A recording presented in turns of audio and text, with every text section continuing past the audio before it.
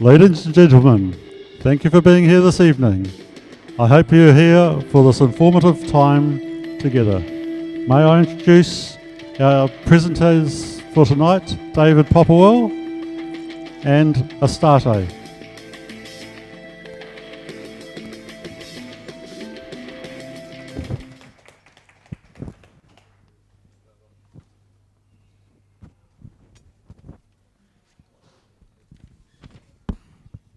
Well, good evening, everybody. On behalf of the team, welcome along. Local body politics, usually in New Zealand, is a bit ho-hum with a lot of people. We hope that programs like this is going to change that, because after all, who gets into council and what they do very much affects you. If you're a ratepayer particularly, they're dealing with your money. If they do things that you want, that's absolutely fine. If they don't do things, then you've got quite a while before you can do something about it. We think it's very important that local body politics get an opportunity to talk about why they're standing, what they believe in, and more importantly, give you an opportunity a wee bit later on in the hour to be able to question them if they don't bring up something you really want to know about. So it's important that you have your opportunity too. So Astarte is my co-host on the other side of the table. Good evening. And she is going to be talking to the candidates. She's going to be getting them to spend about 5 minutes saying who they are, what they represent. Then we'll probably both be drilling into them a little bit more than that, just to see what substance is there, we hope. And then a little bit later in the program, as I say, we're going to give you an opportunity to be able to ask questions as well. We've got a wee bit of entertainment. Amy May from Palmerston North is with us. Now, Amy's a singer, a songwriter, and a musician. She's going to be doing at least a couple of songs. And that'll be a wee bit later on in the program. Special thanks to the sponsors tonight, that's Video Hub, of course, Watson Real Estate, Drover's Bar and Kitchen for their premises. There's some great smells coming out of the kitchen there as well. Your Essential Wellbeing, which is Astarte's company, and Event Tech. So, Astarte, let's get the ball rolling and let's introduce the candidates. Hi, everyone. First of all, I'd like to invite Grant Hadfield, who's going to be standing for the MDC, to give his first talk, please. Let us know who you are and where you're from. Yeah, g'day. Thanks, everybody. Grant Hadfield. I'm standing second time for Manawatu District Council. Had a crack back in 2012 at a by-election. Look, I think Fielding is a really relaxing place to live and do business. It's got a real uniqueness to it. It's sale yards in the middle of town. It's very unique. I think the only town in the Southern Hemisphere.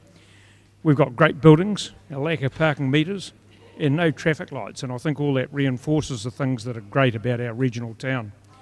It's a key agricultural service centre and provides the link to Manawatu's primary sector economic base. The population's growing, and interestingly enough, it's growing more in the 65 plus age group, as is the regional economy, on average 3.8% a year apparently over the last 10 years. So all of these things bring challenges to council, keeping rates affordable for those on fixed incomes, the wishes of the community for other services. Growth places pressure on infrastructure, costs associated with many community facilities needing replacement, upgrading and or significant maintenance all have to be funded. I think it's really important that we retain the integrity of our core infrastructure and our community facilities, which essentially is core council business, and that provides the heart of the community. I think growth that's occurring will continue to place pressure on infrastructure and some facilities, and council needs to invest wisely for the future. In terms of environment, I'd like to see council adopt available technology for the recycling of soft plastics, often which end up in the landfill. And that's recycling things like polyethylene, polystyrene, polypropylene, and we can turn that into biofuel, which I think is a pretty good idea. I actually think, without being too green at home, encourage more people to do home composting, because again, sticking stuff down the old incinerator, down the gurgler, costs to get it out at the other end, and I guess putting it in a landfill probably whacks out a bit of methane. But I notice some councils around the country do subsidise compost bins, and I think it's just a silly little thing that actually could have some benefits. And I definitely support the implementation of an environmental sustainability strategy. In terms of the earthquake-prone buildings in town, I submitted to Council against the priority zones, and I think that the time frame for remediation pressures building owners and businesses, and in some ways threatens the viability of the CBD. However, Council did vote to introduce the priority zones. So what's the solution? I guess we need to continue rational and transparent dialogue between building owners, businesses and Council to ensure that a workable solution can be found within the confines of essentially what's very poor legislation from central government. And I think I'd also like to acknowledge all the other candidates that are standing, and I think it's great that people actually love their town enough, love their district enough to actually get off the armchair and have a crack. So, you know, good luck to everybody else as well. Thanks very much. Thanks very much, Grant. Could you pass now to Shane? No worries. I'd like to introduce Shane Casey, who is not only standing for MDC, but preferentially for Mayor. Let's hear what he has to say. Oh, look, thanks very much for that. I'll just cut to the chase and let you know my observations on local government. And it can be boiled down to the following. 1, people. 2, infrastructure. But for the sake of everyone's time, I'll focus on a few subtotal. People. Community development. Being an advocate for our community committees and honour the good work that they are doing. Support their plans for their villages. In the rural, particularly farming, support our hard-working rural people, acknowledge the massive contribution they've made in our lives, and I think that we have lost sight that our rural folk are the backbone of our district. Listening and honouring people, especially when they take time to put in a submission and speak to it. Build a culture of welcoming people into our public speaking time at council, and I really enjoy when people come in and talk their submission. They take the time to put their thoughts on paper, and it's really worth it when they come in and speak to it. There's a real humanness that comes to the forefront when people speak. And 2, infrastructure. This is a multiple beast. It covers our wastewater, our clean drinking water. It covers our roads, footpaths, parks. It just goes on and on. But for me, quality roads that are safe and connected. In that, finding workable solutions for Bolton Road and increasing concerns about traffic and fielding. Caution around council interfering projects and the need has been identified, crack on and do it. Continue to provide quality infrastructure as this is the platform for growth. If we need to seal it, grade it, fix it, let's bite the bullet, identify areas of immediate concern and put in plain methods to fix, seal and grade. Hopefully these 2 important topics spark discussion or debate, but in my 6 years in local government there's much to cover, learn and understand. It's like the more you are exposed to, the less you actually know, so there's so much to do. I'll bring to the mayoral table the ability to listen to, work with and build up your council. Community development, making our district a better place to live, and there is much to be done. Quality infrastructure, maintain and grow quality infrastructure, provide safe and resilient networks. And the other thing that's really important, and I get a lot of feedback on, is being customer focused. So when people come into our council or come into our chamber, it's a welcoming space for our people. Supporting our CEO, who has a strong focus on supporting people. And it goes without saying, but I will, and I will have an open door policy. Come and talk with me. Looking after the needs of our people is so important to myself. There's just a few other little things I just want to highlight, and it goes like this. It's youth, young families, and aged. And with the youth, it's developing a youth strategy, and it's actively combating high youth unemployment.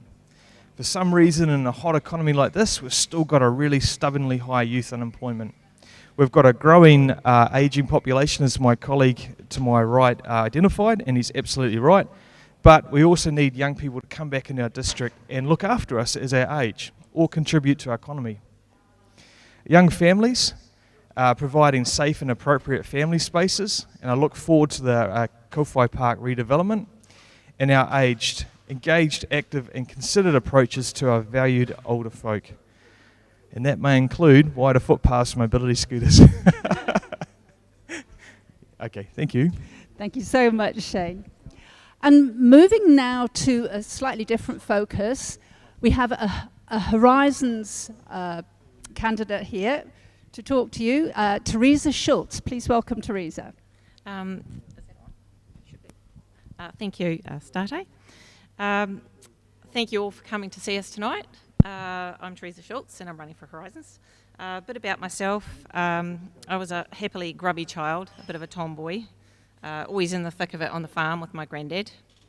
I recall watching Fred Dagg and laughing at Billy T. James and listening to Bad Jelly the Witch on the weekends on the radio. I loved Foot Rot Flats. Murray Ball, he really understood the joys and frustrations of farm life. Life was much simpler back then. As a kid, I never paid much attention to politics. I do remember Muldoon's laugh. Can't really forget that. I've lost count of all the times I got electric shocks off the fence, and times I had to help Dad push his car off the beach, getting stuck in the sand. I used to enjoy swimming down at the local waterhole, but times change, as they always do. When I take my kids now down to the river, there's big warning signs down there. It makes me a bit sad that they can't just jump in and have a swim like I used to without the risk of getting sick. Call me sentimental, but I kind of miss the New Zealand of my childhood.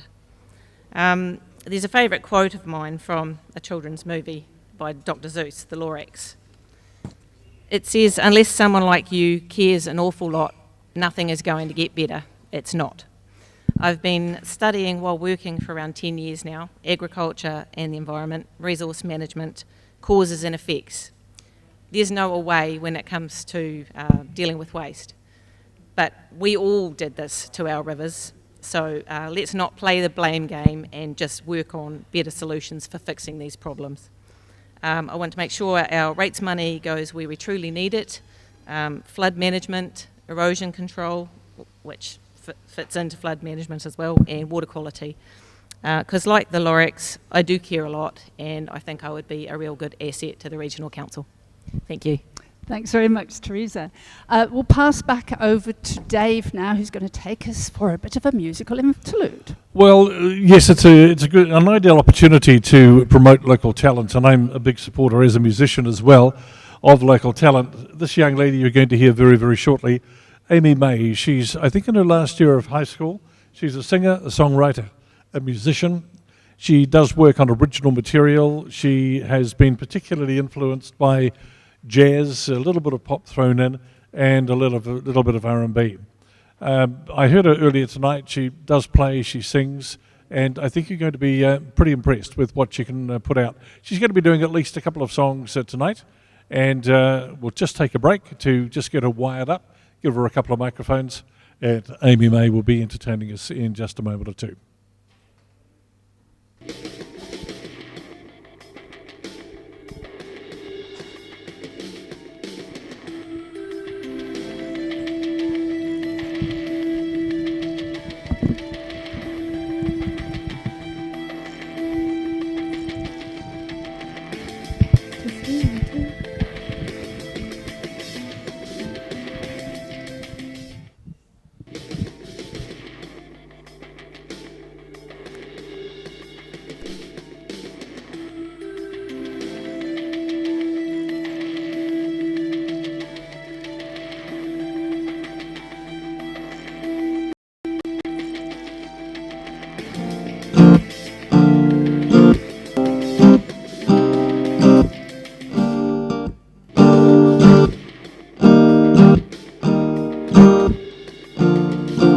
Remember those walls of built? Well, baby, they're tumbling down. And they didn't even put up a fight. They didn't even make a sound.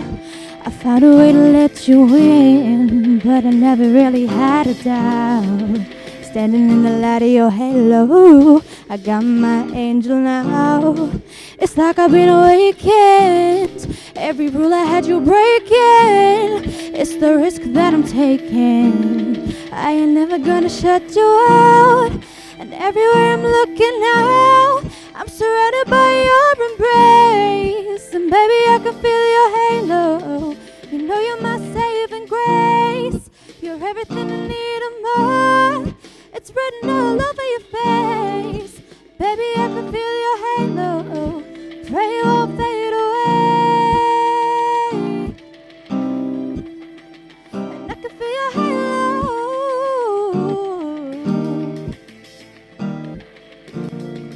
It hit me like a ray of sun, burning through my darkest night. And you're the only one that I want. Think I'm addicted to your light. I swore I'd never fall again, but this don't even feel like falling. Gravity can't forget to pull me back to the ground again. Feels like I've been awakened. Every rule I had you breaking is the risk that I'm taking. I'm never gonna shut you out. Everywhere I'm looking now, I'm surrounded by your embrace. And baby, I can feel your halo. You know you're my saving grace. You're everything I need and more. And it's written all over your face. Baby, I can feel your halo. Pray it won't fade away. Your halo, halo, halo.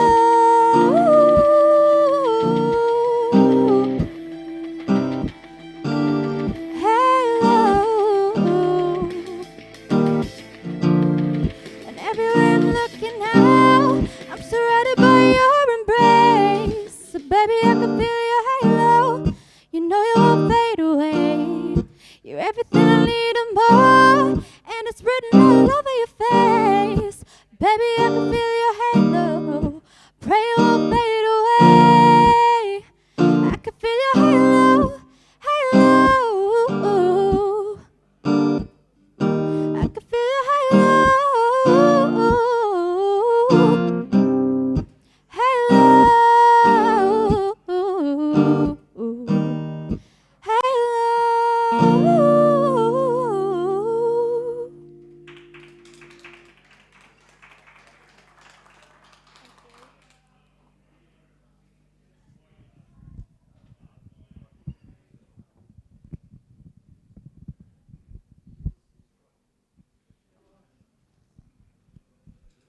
Amy May, everybody.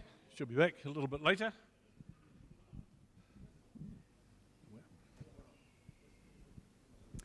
All right, now's the time for us to find out a little bit about what the candidates are planning for us, should they get in. And I'm going to start asking questions of Teresa, who's standing for Horizons. Now, when Teresa and I first managed to have a chat, she told me she got quite an interesting background. She's been doing some study, and I'd like her to tell you a little bit about what she's been looking at and where she's progressed with her studies. Go ahead, Teresa. Well, I've kind of planned my whole study around Horizons. So I fine-tuned it to just about everything I need to pretty much know to have skills and experience in that role. But I like to put my tweak on it and think outside the box, because if you do the same thing all the time, you're going to get the same result. So sometimes you've got to think outside the box. They used to have farm advisors helping, was it MPI or somebody used to have farm advisors, and they don't really do that. Yeah, they don't really do that anymore, and I'd like to do that as part of my role, help educate people into ways they can improve things, or make things a little bit better for the environment or their farming. And there's some ideas which I can't go into detail with, but I'm quite excited about, and I've been talking to other people more knowledgeable than me, and yeah, I think I've got some solutions in there that might make a big difference, but I can't go into big details just now. That's a shame, because I was going to ask you about the solutions you got in mind. It's kind of accounting related. And instead of having the problem and thinking, right now, how do we deal with it? It's planning to not get the problems and working with what you've got. So that's about all I can kind of say about that. So the fence at the top of the cliff. Yeah. Very good. It's easier to mitigate it before the problem happens. That's right. Now, you reckon you're an honest person. Now, it's a very unusual thing for a politician. Yeah, it's probably So they inconvenient. say. Probably inconvenient. Yeah. Too honest for my own good. I've been told So that tell a us lot. a little bit about that and what you're planning with that. I've just found it's really hard to lie, and then you've got to keep covering lies. So I'm just lazy. I take the truth option and take whatever torpedoes come my way with it. It's just my moral through life. Very good. Now, you also mentioned something about standing up for people who can't speak for themselves. Tell us about that. I'm a bit of a softie. I wanted to be a vet. So animals, I'm big on standing up for them. I'm against animal abuse and, but little kids or people who are not as well off as I might be, I like to stand up for people who haven't got the courage or, the ability to stand up for themselves. I like doing that. It makes me feel good. Yep. Yeah. And how have you done that in the past? What can we expect from you? What can we expect from? Well, I'm not afraid to speak my mind. I don't get easily intimidated. So, yeah, I can get my points across and make sure people are accountable and doing their job properly. And, just making sure things are getting done and not covered up. Transparency. That's a great word. Yeah. Lovely. Thanks so much, Therese. Okay. You'll probably get another chance to talk later. Grant, let's have a look at your background in farming, business and publishing. What can you tell us about that? Yeah, righto. Started off in a farming family at the Kapiti Coast, and when I left school, actually the idea of dagging and shearing the old man's sheep didn't appeal to me at all. So I spent a bit of time in the publishing industry in the very early 70s, but as a youngster got a little bit sick of that and sick of travelling, to be honest, and went back to the farm and worked for a little while up the Whangahu Valley, and then bought a farm in Taihape in 1980, 79-80, and then battled the way through the infamous time of Rogernomics. And excuse me, and a lot of people will remember the horrific interest rates we faced in the 1980s, and for me personally, I think the worst I ever got hit was 32.5% penalty on my overdraft. So by the time I got to 1989, farming wasn't such a good idea. So sort of limped off that and really looking for something to do, went back into publishing. But my love's always been in rurally based, rurally focused. And so I ended up giving up the publishing for the second time and ran the Manawatu Agricultural and Pastoral Association for a number of years and a couple of rural shows. And then I spent the last 16, 17 years of my life as the CEO of a national training business, again, rurally focused, FarmSafe, So I've sort of done a bit in town and I've done a bit in the country, but look, it's been a great journey, and I think clearly, the rural New Zealand is what's great about New Zealand, and I despair sometimes at some of the negative media that the primary sector does receive, but that was that part of my life. You're always going to get that negativity if you're right at the top anyway. Or maybe. Best we don't debate that tonight. Now, you told me yesterday that you've attended most of the council meetings. What has that given you in terms of your planning to stand? Well, I think, to be fair, I always thought that I'd have a bit of a crack, and I thought it was it was the right thing to do, to sit in on council. And yes, I've probably attended most of the council meetings and the policy and planning committee meetings this year. And I've submitted to council, obviously. I've had a wee chat in public forum. I've had a few emails and a little bit of lobbying on the side as well. So I think some of the existing guys are probably getting a bit sick of me. But but there you go. I mean, look, at the end of the day, I've done that, and I think I'm probably the only new candidate that's actually done that. And I've done it to get a bit of a feel for, one, how everybody thinks, what's going on in council, and it's given me quite a good insight into how council operates, actually. So I think in that regard, it's sort of, not being a good sprinter, I'm halfway down the 100 metres. That's the way I look at it. Now, you tell me you're vaguely politically aware, and that you care. Well, I think vaguely politically aware is probably not a description that some of my family would agree with. But look, I've always been interested in politics and in local government. And I was brought up in a household that my dad was the first mayor of Kapiti and then spent about 8 years on the local government commission. So it was sort of something that we grew up with. And of all my siblings, probably I've had more of an interest than the others. But I probably learnt one or two things from the old man, God rest his soul, and I think the interest is there. But look, I care about the community I live in, and I think there's so much good about the community. And one of the things that I think is a bit sad is the fact that people don't come out and listen to what people have got to say. People don't get out and vote. And I think it's a real shame, because I think, living in this part of the world, one of the things that we should all treasure is the democracy that we live in, and the process of democracy, I think, usurps anything else, and it's just a shame that more people don't avail themselves, or probably don't understand actually how damn lucky we are in this part of the world.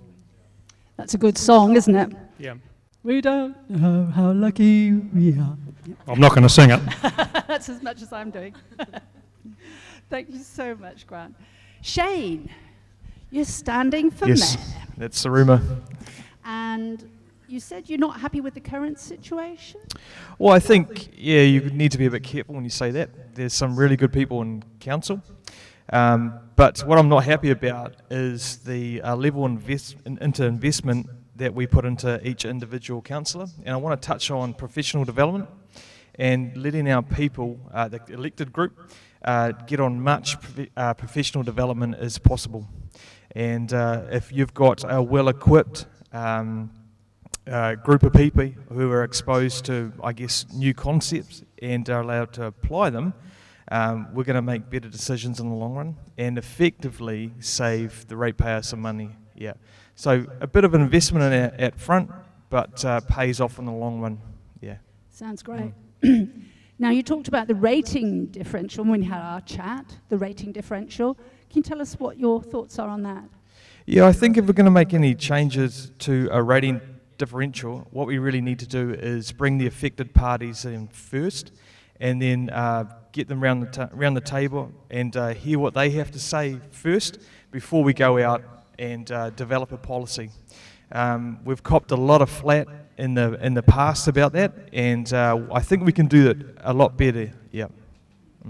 Yes, that sounds very useful. A term you used with me was altogether Manawatu. What does that mean to you? Yeah, so for me, it's just not about one group. So when I first came onto council, it was about youth, and I just lived and breathed it, and it was youth, and let's get a youth space and just go hard out.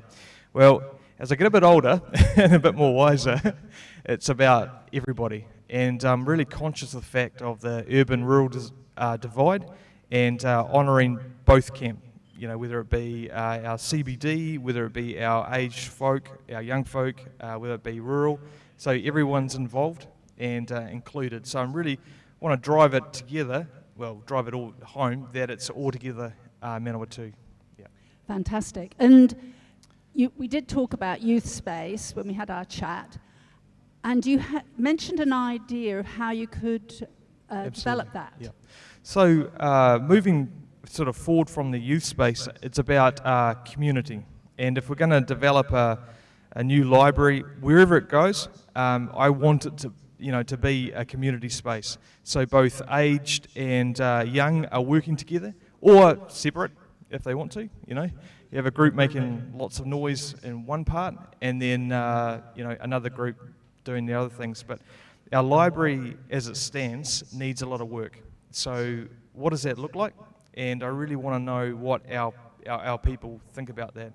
But I know youth spaces are important, and our young people ask for them, but they're also really expensive, and you've got to find people to staff them. So, yeah, I'd rather go for the community and let our young and old mix and learn from each other. Yep.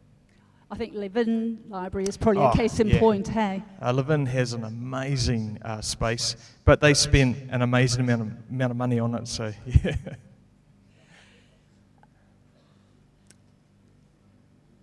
Where are we now? CEDA, Central and Economic Development Agency. People may have heard of it, but what does it mean and what are you going to do about it? Well, it's not really what we're going to do about it because it's already set up. So Central Economic Development Agency, sorry, the feedback's, I can't hear properly. Yeah. It's really what I want to see us do is have more of a say in that. So we're a 50-50 stakeholder in it, Palmerston North City Council and MDC, Manawatu District Council, and I want to see our voice projected a lot more about what's really important for us in the Manawatu, and I think there's a whole lot of room there that we can do about tourism, particularly in our beautiful north, Rangawahia, through Apiti and Kimbolton. There's some just magnificent spots, yeah. And I think we've got so much to offer outside of the city, and we need to bring that together. Yeah. Now, we had a little chat earlier, and I told you a little bit about my history, that I've made submissions to council and spoken to my submission. What would you like to say to the people of Fielding around that, about people making submissions? Oh, yeah, sure, yeah. I highlighted before that when people come in and do submissions, that they speak to it, and how I value when people come in and talk. And I just want to encourage people out there is to have a go and come in and actually talk to us. Yeah. If they write something and they feel passionate enough about it, is to come in and talk to it. And use that, use a bit of feedback. Just use that time in public time and informal council to get across their points. Quite often the gallery's empty, except for Grant, who's there, and we can't get rid of him. So how are people going to get over their nerves before they come and speak to council? Oh, look, just give it a go. Promise not to bite. Yeah. It's not that bad. We're a nice bunch. Hey, thanks, folks. Are there any questions you'd like to add, Dave? I've just got a couple of questions. The interesting one, none of you have actually said, this is what I'm going to do if I get elected. Here's my 2 or 3 things I'm going to fight to the death to change or bring in. Can we just have a little run through, each of you, if there's 3 things that you're going to fight to the death to try and achieve, what would they be? Oh, look, that's a really good question. You're one of 11 people around the table, so I want to say fight for our young people. Fight for social housing is quite big on that, and I guess fair and balanced rates. But that's such a tricky beast. Yeah. I'm not sure that fighting to the death is actually that productive, to be honest. But look, I think making outlandish promises in a political environment is actually quite dangerous. And as much as I said I was never going to do it, there's some things that I am passionate about, obviously. But I think the things that I'll fight for, I'm not going to fight for anything, actually. I'm not going to scrap with anybody. But the things that I'm going to really have a good go about if I'm elected is pragmatism, protecting democracy, and really listening to what the community wants, and then doing my best in a pragmatic way to determine the best way of helping a council follow a plan that's affordable to the ratepayers. No promises. Okay, mine's quite simple. Fresh water quality is my top one. Water is life, and I think it's a Kiwi right that everyone wants to be able to swim in their local river and not worry about their health. We live on a floodplain here, Palmy, Fielding, constantly worried about floods. Climate change is going to bring increased heavy rainfall, more frequent floods, bigger floods.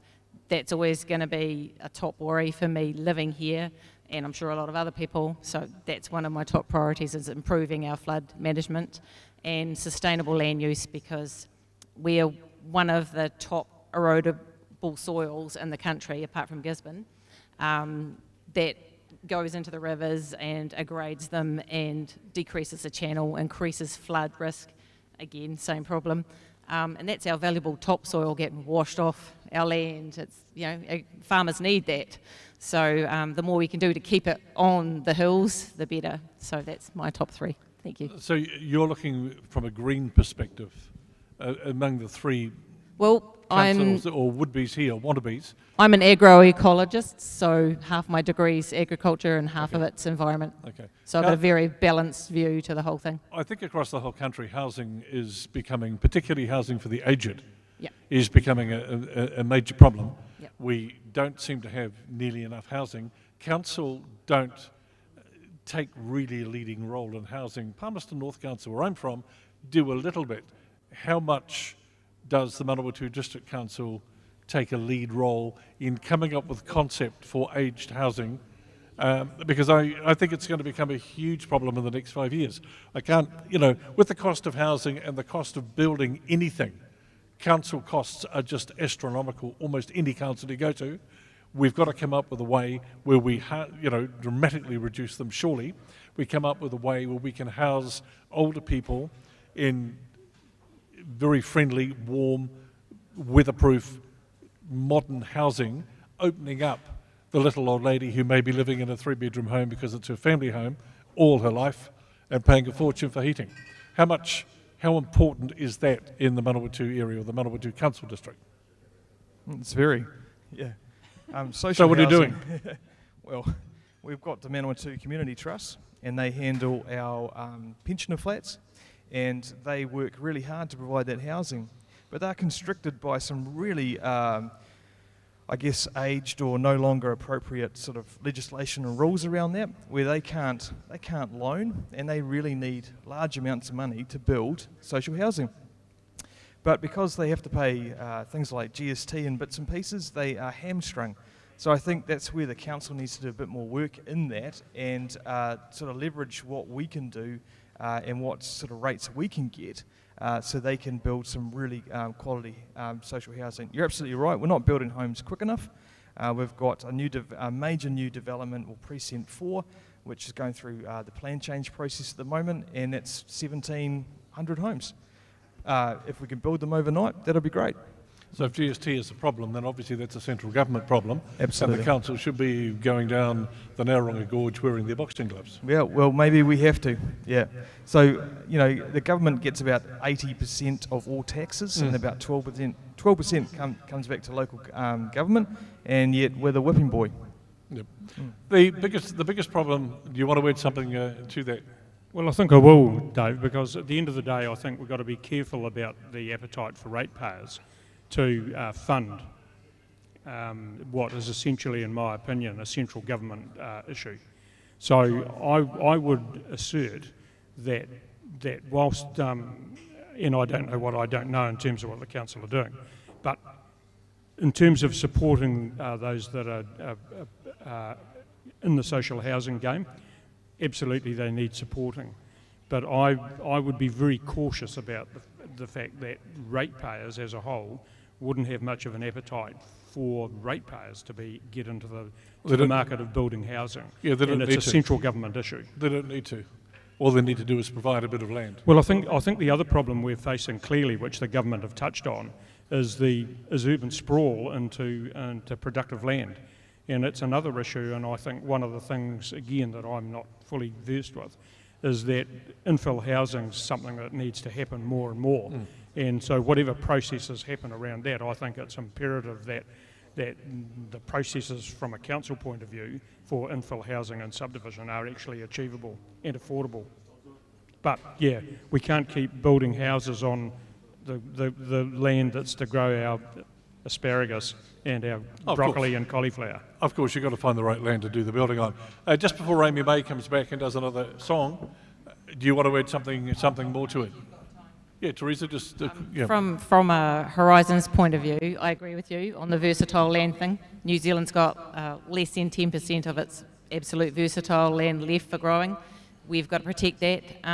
There's land use categories, and they could better build on land that's not so valuable for growing rather than using up the best stuff.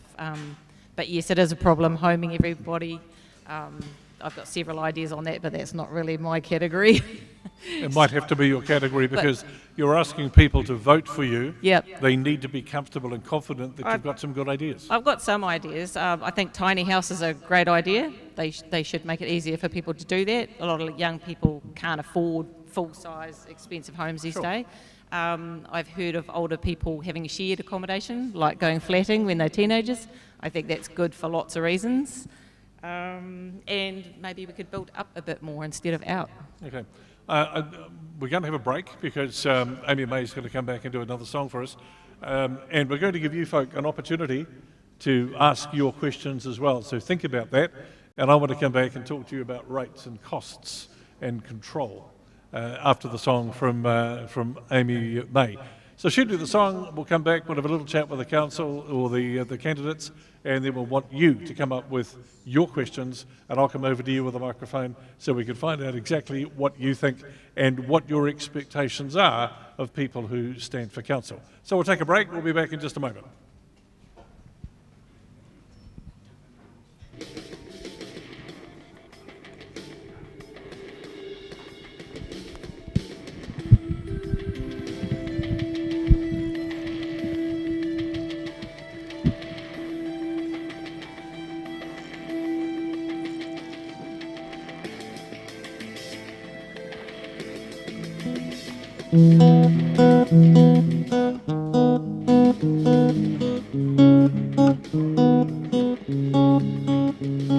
If you ever find yourself stuck in the middle of the sea, I'll sail the world to find you.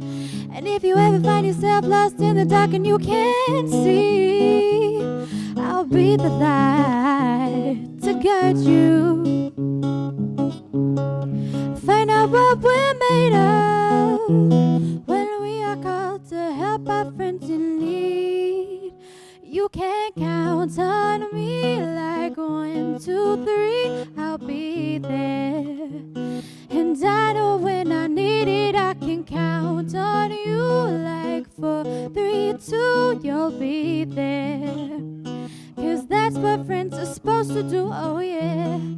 Ooh, ooh, yeah, yeah. If you're tossing and you're turning and you just can't fall asleep, I'll sing a song beside you. And if you ever forget how much you really mean to me, every day I will remind you. Find out what we're made of when we are called to help our friends in need. You can count on me like 1, 2, 3, I'll be there. And I know when I need it, I can count on you like 4, 3, 2, and you'll be there, yeah. 'Cause that's what friends are supposed to do, oh yeah. Ooh, ooh, yeah, yeah.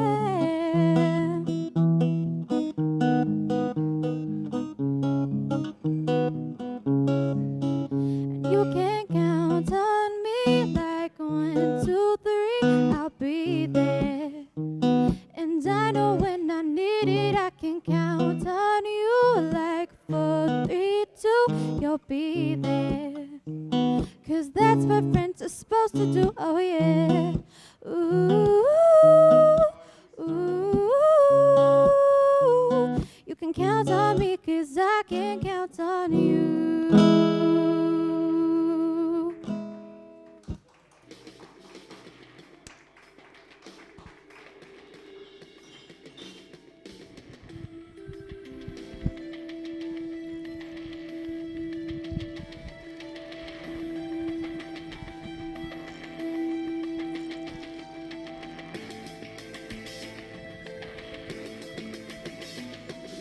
What do you think, Starte? We've heard the ambitions, I suppose.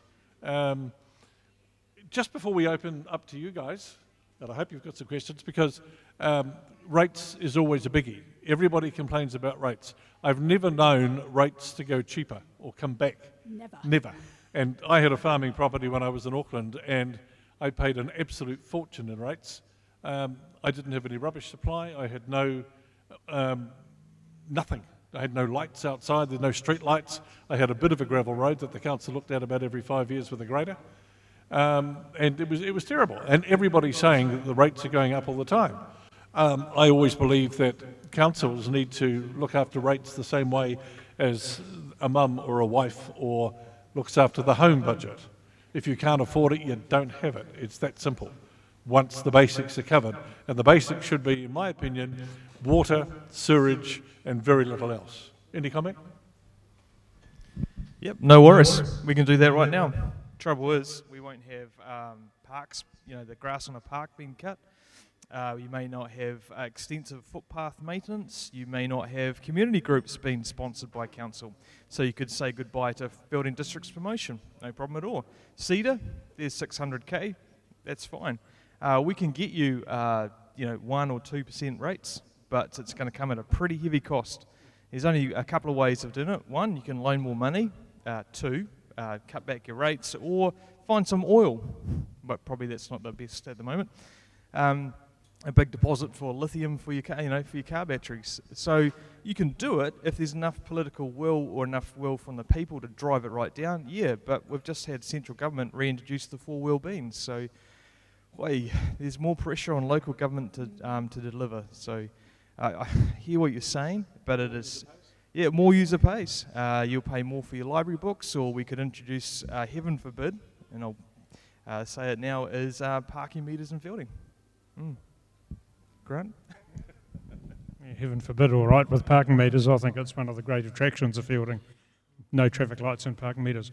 Look, I think realistically, rates are always going to go up because cost of living goes up, so the CPI is going to go up, rates are going to go up. And I think the real problem is protecting the integrity of the infrastructure, as I said earlier. So, and look, at the end of the day, there's the old adage is, a lot of people say we shouldn't burden our children and grandchildren. I always look at it this way, that if you don't buy it now, your grandchildren will turn around in 30 or 40 years' time and look at grave and say, you silly old bugger, why didn't you buy it when you had the opportunity? And I think there's a little bit of that, and it's responsible for councils to amortise expenditure over future years. So, look, in a great world, we wouldn't pay a lot of things, but it's just the way it is. So, rates are going to go up. I think the important thing is to control the level of rate increase and make sure that it's affordable, as I said, for people on fixed incomes. So, yep, that's about it from me. I sort of agree with you when you said when you're running a household, if you can't afford more things, you just prioritise. And I go with prioritising with rates as well. But then someone said to me, what about the rates going up? And I said, do you want the river kept out of your house? What are you going to choose to not have?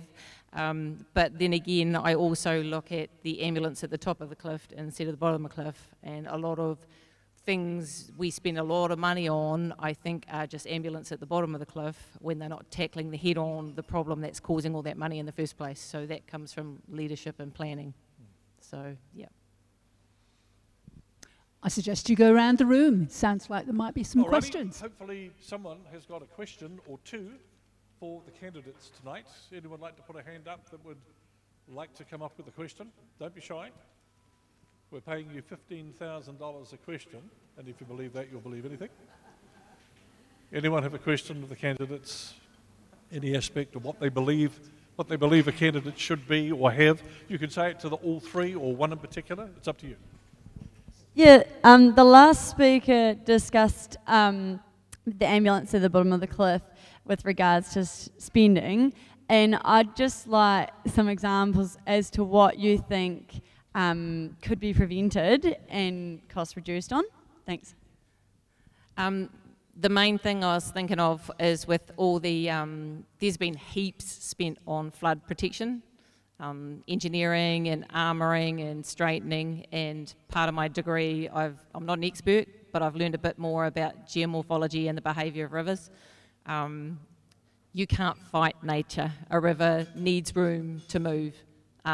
We went and stuck a whole lot of houses and infrastructure right next to the river, and now we've got to try and protect it. That's with us, literally, it's a pun, but stuck between a rock and a hard place. They've got to try and keep the river out of people's properties now, but as far as sediment goes, planting trees helps keep the soil out of the rivers. That to me is the ambulance at the top of the cliff, instead of all the money spent on the flood protection down the line.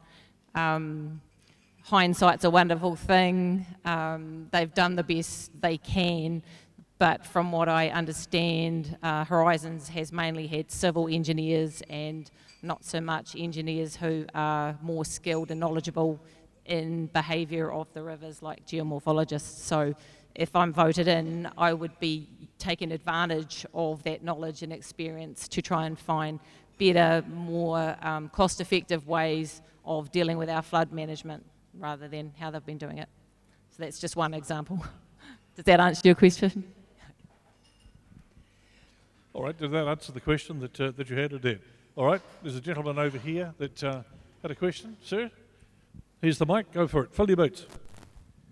Well, I'm a councillor at Manawatu District, so I won't give Shane or Grant a hard time, but as a ratepayer in the Horizons area, I've got one for Teresa. In fact, I've got two for Teresa. Yep. Firstly, Teresa, are you in favour of Horizons' proposed work at the Reeds Line? We've got the Reeds Line spillway, but they're proposing to do quite a lot more work over the next few years to basically double the protection to fielding. Are you in favour of that? That's the first question. I'll come back to the other one later. I only know a little bit about that because I'm not currently on Horizons yet, so I only know as much as everyone else knows. I understand they're doing that because 2004 floods really freaked them all out and they had to do a lot of extending of the stop banks.